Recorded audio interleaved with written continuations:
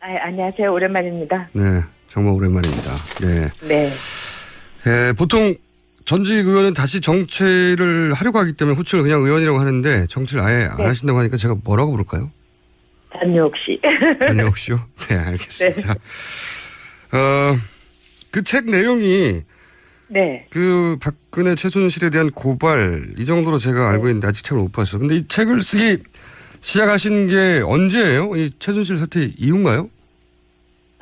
제가 그렇지는 않고요. 한 4년 동안 틈틈이 책을 써놨어요. 왜 그러냐면은 이 박근혜 대통령의 이 시대라는 것은 사실은 우리 사회에서의 그 모든 것의 그 적폐가 그대로 드러날 것이다. 저는 그런 예감이 있었기 때문에 이 책을 쓰자. 그래서 써놓긴 했는데 과연 이 책이 이제 세상의 햇빛을 볼 수 있을까에 대해서는 저는 반신반의했습니다. 또 하나는 그냥 무능한 정권으로 끝나기를 바라기도 했어요. 왜냐하면은 이 최순실과 그 모든 검은 장막 뒤에 그 실체가 드러나는 것은 박근혜 대통령의 수치를 떠나서 우리 국민 모두의 모멸감을 갖게 되는 참담한 상황이기 때문에 그런 마음도 있었기 때문에 굉장히 복잡합니다. 그래서 그간 써놨던 원고에 또 이런 상황에서 제가 거의 절반은 다시 다 손을 봐서 그렇게 내놓은 책입니다. 틈틈이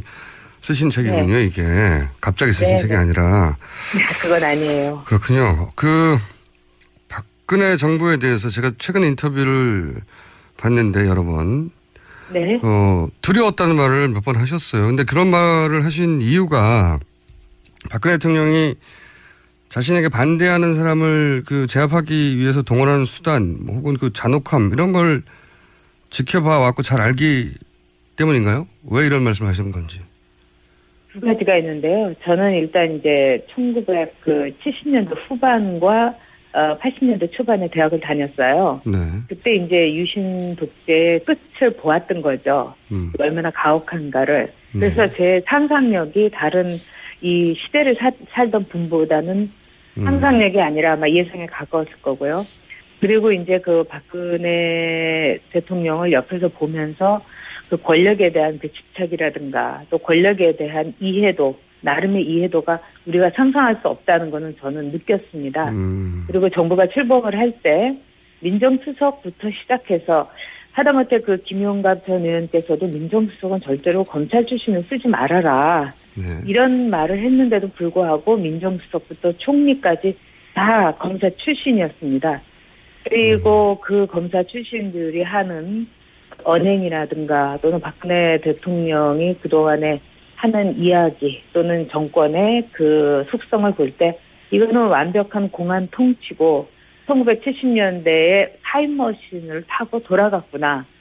그런 점에서 제 공포와 두려움이 체득이 됐고 실제로 제가 그동안에 협박이라든가 여러 가지 그 상황 같은 거는 제가 감수하고 감내해야 된다고 생각을 했습니다.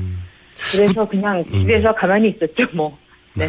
구체적으로 제가 이제 이런 네. 질문을 드리는 이유 중에 하나가 검찰, 경찰, 사법부 여기까지는 충분히 누구나 할 수 있는 이야기인데 그런 기관들을 동원해서 압박한다. 근데 이제 보이지 않는 어둠의 권력까지 총동원 이런 말씀하셨는데 국정원 혹은 범죄 집단 이런 정도로 상상하면 되는 겁니까?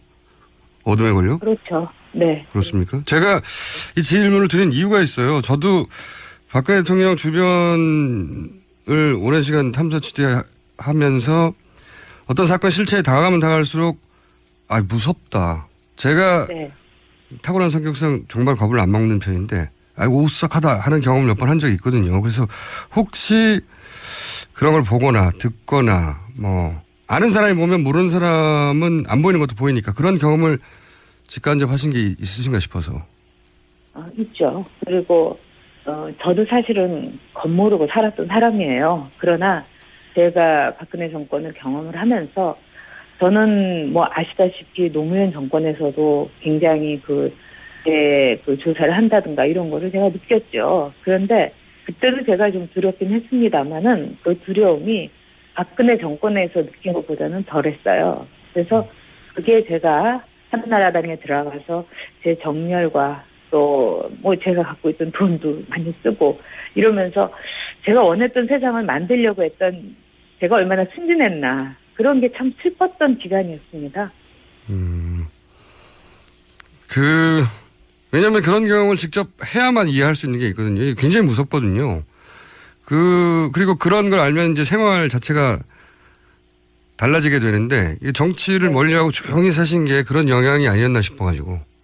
아니, 물론 있었습니다. 그리고 제가 정치에 물론 정열도 열정도 식었고 염증도 이만저만 있었던 것도 있었지만은 또 저희 그 아이도 있고 그렇다 보니까 굉장히 저는 어떻게 된다 하더라도 그 아이한테 혹시라도 이런 여러 가지 상상이 됐을 때 이게 두려웠어요. 그래서 아이를 위해서라도 제가 이 세계하고는 제가 얘기도 많이 했어요. 일부러 나 정치 절대로 하지 않는다. 일부러 들으라고? 일부러 많이 했습니다. 네. 친박 의원들 중에서 저를 만나자고 한 분도 있어서 제가 절대로 하지 않는다. 이런 얘기를 많이 흘려보냈습니다. 일종의 저로서는 자기 방어적 신호였다고 볼 수 있죠.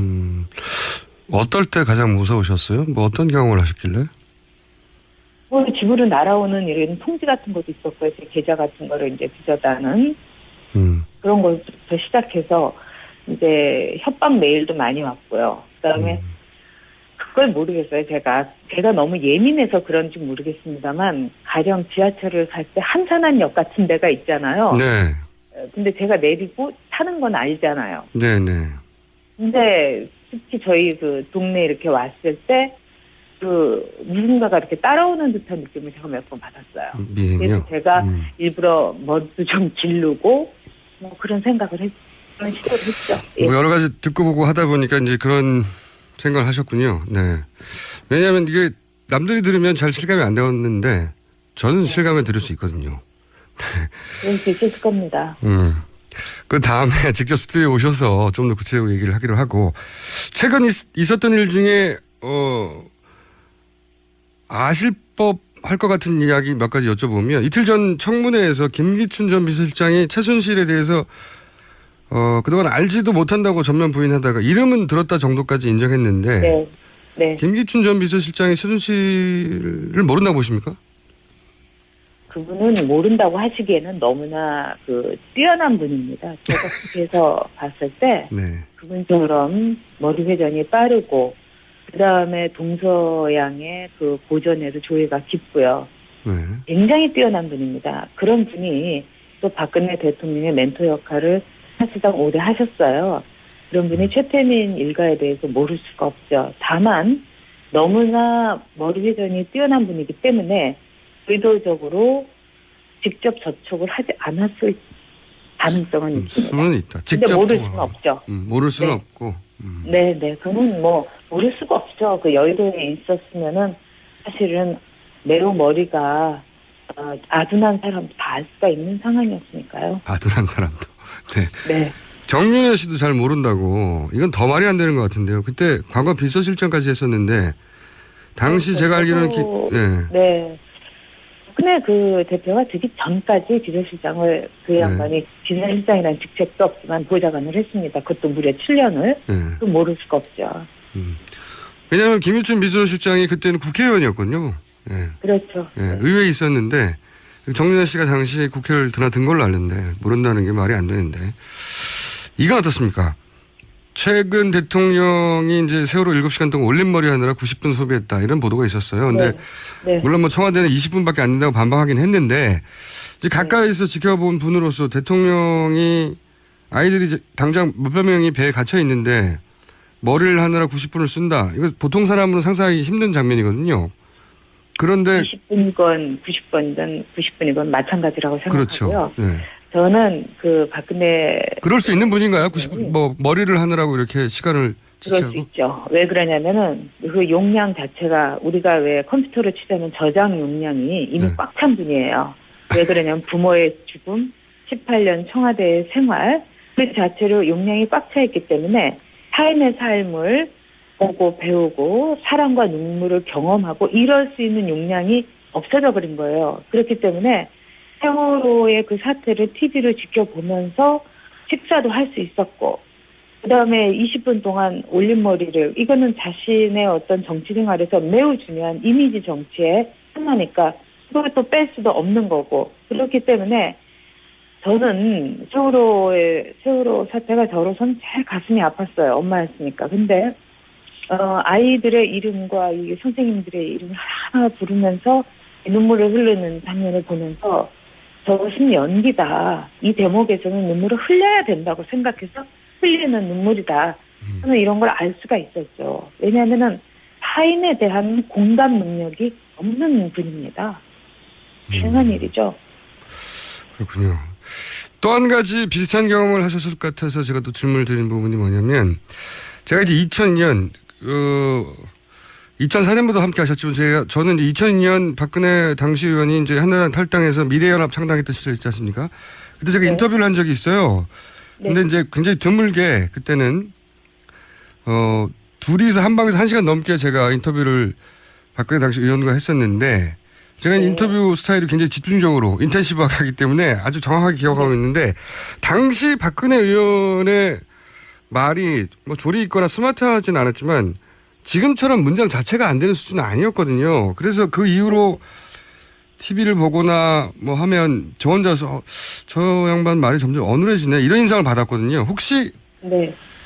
그런 걸 느껴보신 적은 없어요? 점점점 말이 어눌해진다? 가까이 본 사람. 굉장히 느꼈죠. 왜 그러냐면 예전에 네. 굉장히 성실했고요. 네. 또 저하고 같이 이렇게 일을 했으면 성실했고, 그 다음에 기억력은 상당히 좋았습니다. 그리고 물론 이제 말이 어눌하고 네. 말솜씨가 없긴 했지만은 네네. 이 종이에다가 이렇게 성실하게 써서 그걸 열심히 외우고 외웠어요. 이렇게 네네. 조그만 종이를 4조각으로 접어가지고. 그리고 공식 석상에서는 하여튼 토시 하나도 틀리지 그렇죠. 않을 정도로 그거를 그대로 얘기를 했어요. 또박또박. 예. 그렇죠. 또박또박 말씀하신 대로. 근데 이제 대통령이 돼가지고 제가 내용이 없다는 거는 저는 걱정을 매우 했지만은 저렇게 문장의 어순이 흐트러지는 걸 떠나서 예. 자신이 이야기하려고 했던 초점에서 벗어나더라고요. 네네. 그리고 약간의 건망증도 있고, 그래서 굉장히 이상해서 제 친구가 이제 의사인데요. 물어봤어요. 그랬더니 제 친구가 만약에 불면증이 있어서 수면 유도제 같은 거를 많이 복용을 혹은 장기 복용을 하면 저런 건망증이 있을 수 있다. 말이 어눌해질 수 있다. 이런 얘기를 하더라고요. 그래서 제 나름대로의 퍼즐은 풀리긴 했는데 전에 비해서는 더 이상해진 건 확실합니다. 네, 저도 1시간 이상 집중적으로 인터뷰를 했었기 때문에 저도 기억이 생생한데 비슷한 느낌을 저도 받았거든요. 굉장히 어눌해졌다. 네. 그러니까 분명하게 정확하게 할 말을 외워서 또박또박 했었는데 그러니까 정말 제가 이 책에서도 언급은 했습니다만 대통령이 돼서 다시 나의 집이었던 마이 하우스였던 청와대에 들어간 순간 예. 나는 이제 모든 것이 끝났다. 내 업무 완수를 했다. 왜냐하면 아버지의 집을 되찾는 마치 그 몰락한 집안의 그 서희와도 같은 심정이었을 겁니다. 그러니까 그 다음부터는 손을 놔버린 것 같아요. 그리고 그 틈새를 최순실이 아주 교묘하게 말하자면 이제 모든 것이 됐습니다. 이러면서 잠이 안 오실 때는 드시고 12시까지 주무셔도 되고 뭐 이런 식으로 얘기를 했던 것이 아닌가. 그런 생각에서 정말 그 박의 나라, 박의 청와대, 박의 나라 이 모든 것이 그런 점에서 정말 그 위태로웠던 한 순간이었기 때문에 저는 뭐 불행하긴 하지만 이 시기를 우리가 박의 나라에서 우리나라로 돌릴 수 있는 시기를 갖게 된 게 그나마 다행이다 이렇게 생각은 합니다. 최근에 이제 엄청난 보도량 때문에 대부분의 사람들이 알게 됐지만 박근혜 대통령과 최순실은 서로를 필요하는 공생관계지만 또 한편으로 네. 최순실의 입장에서 바라보면 박근혜 대통령이 본인을 계속 필요로 하게 만들 그런 뭔가 본인만 제공 가능한 서비스가 있었어야 할 것 같은데 그래서 이제 그렇죠. 네, 그런 각종 말씀하신 뭐 수면 유도제나 주사제 같은 거 그런 서비스를 적극적으로 하지 않았을까? 말하자면 뭐 그 예전에 중국에서 그 환관과 내시들이 그 황제에게 아편이라든가 또는 미색에 이렇게 물들게 하는 거하고 비슷하다고 봅니다. 근데 더 무서운 것은 박근혜 대통령도 박정희 대통령의 딸인 2세 세습 정치인이었던 거죠. 세습이라는 게 참 무서운 겁니다. 근데 최순실 역시 말하자면 세습 권력이었던 거예요. 박근혜에 대해서.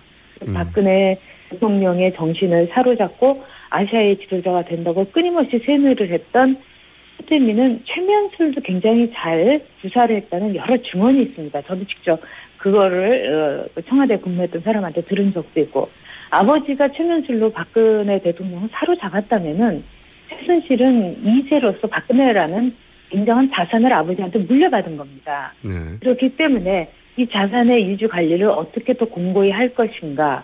첫째, 여성이라는 성이 같다는 점을 충분히 활용했죠. 모든 장신구부터 모든 생활을 완벽하게 챙겨줌으로써 9시는 꼼짝도 못하게 만드는 네. 그런 첫 번째 과업.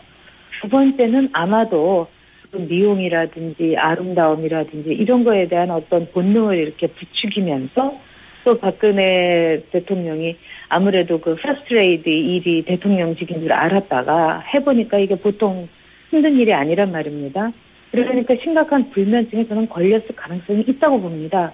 그 과정에서 이런 수면 유도제 같은 거라든가 이런 거를 통해 가지고 그 박근혜 대통령을 또 약물로서도 또는 여러 가지 미용 주사제라든가 그런 여러 가지 상황을 통해서 권하면서 자신의 권력을 더 공고히 하지 않았을까 이렇게 생각합니다.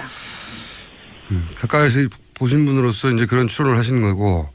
네. 최근에 제가 이제 보도된 인터뷰를 여러 번 봤는데 개인적으로는 가장 인상적이었던 게 이 보수에 대한 평가예요. 이제 본인이 한때 보수 정치인 중에 이제 가장 뭐랄까 화려하고 날카로운 말, 글로 이제 진보 진영을 공격하셨던 분인데 제가 기억하기로 유시민 전역 100분 토론 대단했죠. 예, 기억하는데. 네. 그런데 이제 최근 인터뷰를 보면 우리나라 보수 정치에 대해서 정치적 소견이 바뀌었다 이렇게 표현하기보다는 한 사람이 인간으로 이 세상을 보는 시각이 좀 달라졌다 그런 인상을 받았거든요. 어떻습니까? 저를 잘 모르시니까. 근데 네. 저도 네. 아마도 그 김어준 선생님 내부에 보수도 있을 거고 진보도 그렇죠. 있습니다. 네. 저도 그렇습니다. 여성 문제에 대해서는 매우 진보적인 생각을 갖고 있고요. 네. 근데 저는 그럼에도 불구하고 제가 보수적인 부분이 많은 건 보수는 자유와 선택을 매우 존중을 합니다. 그리고 네. 시장을 존중을 하고요. 네. 그런 점에서 저는 보수의 길을 선택을 했는데 제가 그 보수주의자로서 한나라당에서 또 표현을 하면서 정말 그 보수 진영에 대해서 실망했습니다. 절망했죠. 그 사람들은 진짜 보수의 그 본질을 모르고 있더라고요. 공부도 안 했고 그리고 보수의 길을 간다는 게 얼마나 눈물겹고 처절하고 힘든 길인가에 대한 생각도 없고요. 정말 세월호에서 아이들을 구해내지 못한 것은 진보 진영의 문제가 아니라 보수의 치욕입니다. 적어도 보수는 유능하긴 했어야 되죠. 행동하긴 했어야 되죠.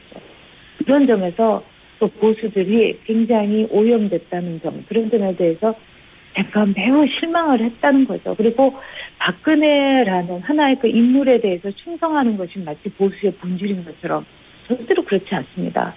보수주의자들은 이념과 가치에 대해서는 자기의 로열티를 가지지만 어떤 인물에 대해서는 절대로 로열티를 갖지 않습니다. 저는 그래서 사람에 대해서 충성한 적이 없습니다. 앞으로도 그럴 일이 없겠고요. 그런 점에서 제가 몹시 절망했다는 그 표현이죠. 시간이 거의 다 돼서 한 가지만 더 여쭤보겠는데 근데 이제 정치인도 아니시기 때문에 네. 곤란하실까 봐 안 드리려고 하다가 얘기를 나누다 보니까 오히려 다시 이야기하고 싶지 않을까 싶어서 제가 마지막 질문으로 드리는 건데 과거에 저랑 인터뷰하실 때였어요. 사실은 이게. 네. 노무현 대통령이 고졸이 가령의 대통령은 컴플렉스가 없도록 대학을 나오는 게 좋다. 이런 얘기를 했다가 이제 큰 논란이 일어났는데. 네. 그때 저랑 인터뷰하다가 그렇게 된 거죠. 예. 기억하시죠? 아니에요. 그 인터뷰에서 제가 얘기는 했습니다만 그 이야기는 제가 2년 전인가 노무현 대통령이 이제 대통령 되셨을 때 유인태 수석한테 당신 좋은 대학 나와서 뭐 그런 거지 이렇게 했다는 그 보도를 보고 제가 월간조선인가 신동아에 글을 쓴 거예요. 글을 쓰고 나서 다시 인터뷰를 했구나. 네, 아무 문제가 안 됐어요. 근데 저는 노무현 대통령이 매우 매력적인 인물이라는 걸 인정을 합니다. 그래서 제가 궁금한 건 이겁니다. 네. 최근에 이제 아드님 인터뷰를 보다가 네. 지금은 좀 생각이 달라지셨을 수도 있겠다 싶어서 여쭤보는 것 어떻게 생각하세요? 아니, 저는 생각이 달라진 게 아니고요. 네.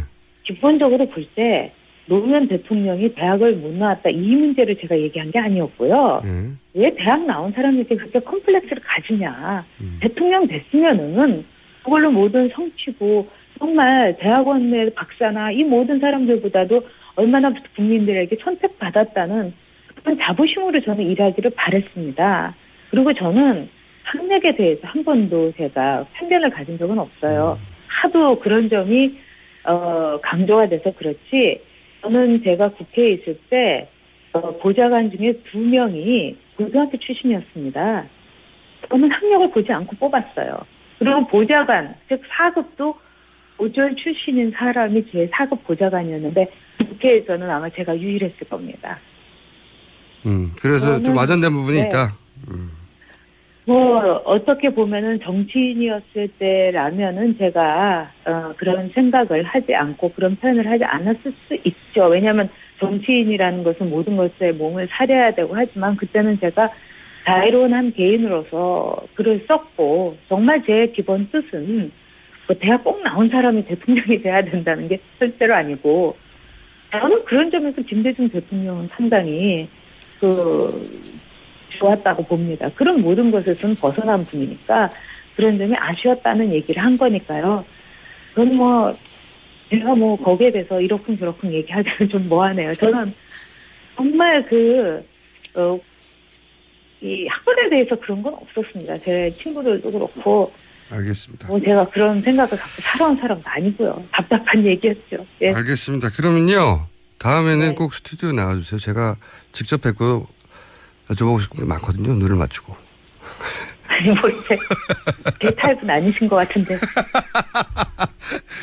오늘 여기까지 하겠습니다. 네, 감사합니다. 네. 박근혜 정부에 대해서 제가 최근 인터뷰를 봤는데 여러 번 네. 두려웠다는 말을 몇 번 하셨어요. 근데 그런 말을 하신 이유가 박근혜 대통령이 자신에게 반대하는 사람을 제압하기 위해서 동원하는 수단, 혹은 잔혹함, 이런 걸 지켜봐 왔고 잘 알기 때문인가요? 왜 이런 말씀을 하시는 건지. 두 가지가 있는데요. 저는 일단 이제 1970년대 후반과 80년대 초반에 대학을 다녔어요. 네. 그때 이제 유신 독재의 끝을 보았던 거죠. 얼마나 가혹한가를. 그래서 제 상상력이 다른 이 시대를 살던 분보다는 상상력이 아니라 아마 예상에 가까웠을 거고요. 그리고 이제 박근혜 대통령을 옆에서 보면서 권력에 대한 집착이라든가 또 권력에 대한 이해도, 나름의 이해도가 우리가 상상할 수 없다는 거는 저는 느꼈습니다. 그리고 정부가 출범을 할 때 민정수석부터 시작해서 하다못해 김용갑 전 의원께서도 민정수석은 절대로 검찰 출신을 쓰지 말아라. 네. 이런 말을 했는데도 불구하고 민정수석부터 총리까지 다 검사 출신이었습니다. 그리고 그 검사 출신들이 하는 언행이라든가 또는 박근혜 대통령이 그동안에 하는 이야기 또는 정권의 속성을 볼 때 이거는 완벽한 공안 통치고 1970년대에 타임머신을 타고 돌아갔구나. 그런 점에서 제 공포와 두려움이 체득이 돼 제 정열과 또 뭐 제가 갖고 있던 돈도 많이 쓰고 이러면서 제가 원했던 세상을 만들려고 했던 제가 얼마나 순진했나 그런 게 참 슬펐던 기간이었습니다. 왜냐하면 그런 경험을 직접 해야만 이해할 수 있는 게 있거든요. 이게 굉장히 무섭거든요.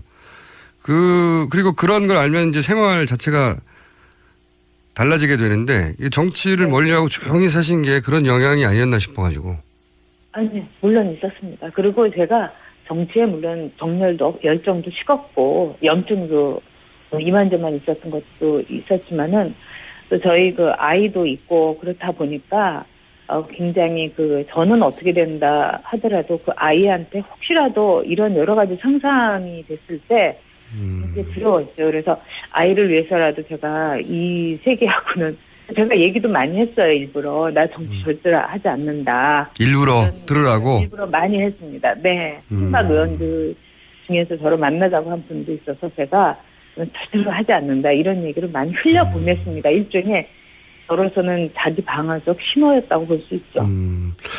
어떨 때 가장 무서우셨어요? 뭐 어떤 경험을 하셨길래? 뭐 집으로 날아오는 이런 통지 같은 것도 있었고요. 제 계좌 같은 거를 이제 빚어다는 그런 것부터 시작해서 이제 협박 메일도 많이 왔고요. 그다음에 그걸 모르겠어요. 제가 너무 예민해서 그런지 모르겠습니다만 가령 지하철을 갈 때 한산한역 같은 데가 있지 않았고 실제로 제가 그동안에 뭐 협박이라든가 뭐 여러 가지 그 상황 같은 거는 제가 감수하고 감내해야 된다고 생각을 했습니다. 그래서 그냥 집에서 가만히 있었죠, 뭐. 네. 구체적으로 제가 이제 이런 네. 질문을 드리는 이유 중에 하나가 뭐 검찰, 경찰, 사법부 여기까지는 충분히 누구나 할 수 있는 이야기인데 그런 기관들을 동원해서 압박한다. 근데 이제 네. 보이지 않는 어둠의 권력까지 총동원 이런 말씀하셨는데 국정원 혹은 뭐 범죄 집단 이런 정도로 상상하면 되는 겁니까? 어둠의 권력? 그렇죠. 네. 그렇습니까? 제가 이 질문을 드린 이유가 있어요. 저도 박근혜 대통령 주변을 오랜 시간 탐사 취재하면서 어떤 사건 실체에 다가가면 다가갈수록 무섭다. 제가 네. 타고난 성격상 정말 겁을 안 먹는 편인데 오싹하다 하는 경험을 몇 번 한 적이 있거든요. 그래서 혹시 그런 걸 보거나 듣거나 뭐 아는 사람이 보면 모르는 사람은 안 보이는 것도 보이니까 그런 경험을 직간접하신 게 있으신가 싶어서. 있죠. 그리고 저도 사실은 겁모르고 살았던 사람이에요. 그러나 제가 박근혜 정권을 경험을 하면서 저는 뭐 아시다시피 노무현 정권에서도 굉장히 그 조사를 한다든가 이런 거를 제가 느꼈죠. 그런데 그때도 제가 좀 두렵긴 했습니다만은 그 두려움이 박근혜 정권에서 느낀 것보다는 덜했어요. 그래서 그게 제가 한나라당에 들어가서 나요. 네. 근데 제가 내리고 타는 건 알잖아요. 네네. 근데 특히 저희 그 동네 이렇게 왔을 때 누군가가 이렇게 따라오는 듯한 느낌을 제가 몇 번 받았어요. 미행이요? 그래서 제가 일부러 머리도 좀 기르고 뭐 그런 생각을 그런 시도를 했죠. 예. 뭐 여러 가지 듣고 보고 하다 보니까 이제 그런 생각을 하셨군요. 네. 왜냐하면 이게 남들이 들으면 잘 실감이 안 되었는데 저는 실감을 들을 수 있거든요. 그럴 수 있을 겁니다. 그 다음에 직접 스튜디오에 오셔서 좀 더 구체적으로 얘기를 하기로 하고 최근 있었던 일 중에 아실 법 할 것 같은 이야기 몇 가지 여쭤보면 이틀 전 청문회에서 김기춘 전 비서실장이 최순실에 대해서 그동안 알지도 못한다고 전면 부인하다가 이름은 들었다 정도까지 인정했는데 네. 네. 김기춘 전 비서실장이 최순실을 모른다고 보십니까? 그분은 모른다고 하시기에는 너무나 뛰어난 분입니다. 제가 그래서 봤을 때 네. 그분처럼 머리 회전이 빠르고 그다음에 동서양의 고전에도 조예가 깊고요. 네. 굉장히 뛰어난 분입니다. 그런 분이 또 박근혜 대통령의 멘토 역할을 사실상 오래 하셨어요. 그런 분이 최태민 일가에 대해서 모를 수가 없죠. 다만 너무나 머리 회전이 뛰어난 분이기 때문에 의도적으로 직접 접촉을 하지 않았을 가능성은 있습니다. 수는 있다. 근데 직접 모를 수는 없죠. 모를 수는 네. 없고. 네. 그건 뭐 모를 수가 없죠. 안녕하세요. 오랜만입니다. 네, 정말 오랜만입니다. 네. 네. 보통 전직 의원은 다시 정치를 하려고 하기 때문에 호칭을 그냥 의원이라고 하는데 정치를 아예 안 하신다고 하니까 제가 뭐라고 부를까요? 단역 씨. 단역 씨요? 네, 알겠습니다. 그 책 내용이 네. 박근혜 최순실에 대한 고발 이 정도로 제가 알고 있는데 아직 책을 못 봤어요. 근데 이 책을 쓰기 시작하신 게 언제예요? 이 최순실 사태 이후인가요? 제가 그렇지는 않고요. 한 4년 동안 틈틈이 책을 써놨어요. 왜 그러냐면은 이 박근혜 대통령의 이 시대라는 것은 사실은 우리 사회에서의 그 모든 것의 그 적폐가 그대로 드러날 것이다. 저는 그런 예감이 있었기 때문에 이 책을 쓰자. 그래서 써놓긴 했는데 과연 이 책이 이제 세상의 햇빛을 볼 수 있을까에 대해서는 저는 반신반의했습니다. 또 하나는 그냥 무능한 정권으로 끝나기를 바라기도 했어요. 왜냐하면은 이 최순실과 그 모든 검은 장막 뒤에 그 실체가 드러나는 것은 박근혜 대통령의 정치를 떠나서 우리 국민 모두의 모멸감을 갖게 되는 참담한 상황이기 때문에 그런 마음도 있었기 때문에 굉장히 복잡합니다. 그래서 그간 써놨던 원고에 또 이런 상황에서 제가 거의 절반은 다시 다 손을 봐서 그렇게 내놓은 책이에요. 아, 틈틈이 쓰신 책이군요, 네. 이게. 갑자기 쓰신 네, 책이 네. 아니라. 그건 아니에요. 그렇군요.